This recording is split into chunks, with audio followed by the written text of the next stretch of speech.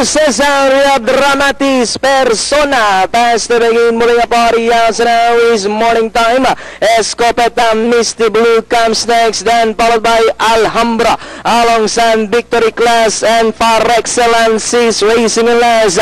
Morning time the leader by about half a length. Misty Blue in second, racing into Dramatis Persona. Escopeta in fourth, Alhambra is racing in fifth, then comes Par Excellence and Victory Class. Now racing in last, that's still morning time by Oralenga. Misty Blue now to take second. Dalori inside is Dramatis Persona. 4 lengths away in fourth comes number 4, and that is Escopeta. Morning time still in front. Dalori answer is Misty Blue. Dramatis Persona is racing in third. Escopeta in fourth.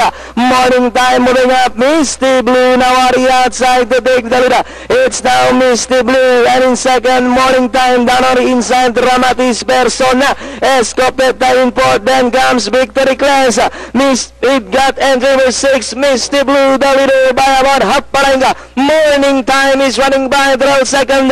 Escopeta in third, then comes Dramatis Persona. As they come down to the last 150, Misty Blue still in front. Morning time is running by the second. Escopeta in third. Misty Blue, morning time is running by the but it's still Misty Blue by about 2 lengths over morning time Escopeta. Entering the finish line, it's Misty Blue.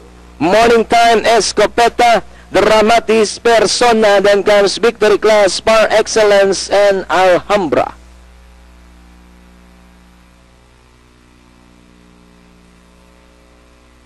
Numero 6, Misty Blue. An official winner dito na segundo numero 5, Morning Time, then Escopeta and Dramatis Persona.